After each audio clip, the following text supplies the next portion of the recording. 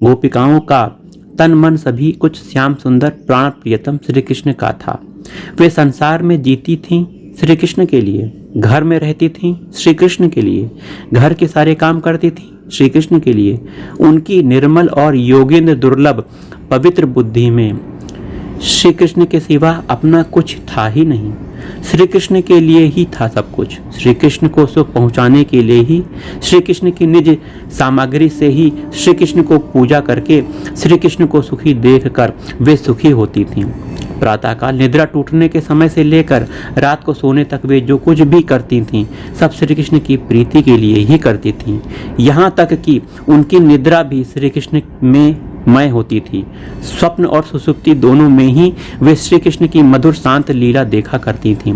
रात को दही जमाते समय श्याम सुंदर की माधुरी छवि का ध्यान करती हुई प्रेममयी प्रत्येक गोपिका का यह अभिलाषा करती थी कि मेरा दही सुंदर जमे। श्री कृष्ण उसे बिलोकर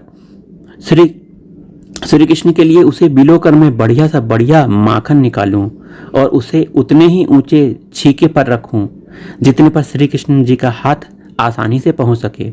फिर मेरे प्राणधन श्री कृष्ण अपने सखाओं के साथ हंसते हुए कीड़ा करते हुए घर में आएं, माखन लूट लें और इस माखन को अपने मित्रों में लुटाएं, आनंद में मत होकर मेरे आंगन में नाचें और मैं किसी कोने में छिपकर इन लीलाओं को अपनी आंख से देखकर जीवन को सफल करूं।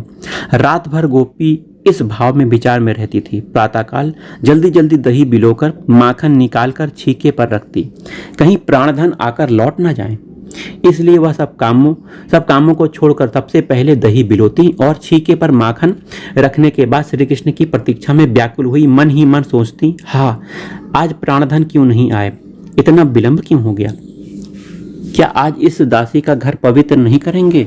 क्या आज मेरे समर्पण किए हुए माखन का भोग लगाकर स्वयं सुखी होकर मुझे सुखी नहीं करेंगे?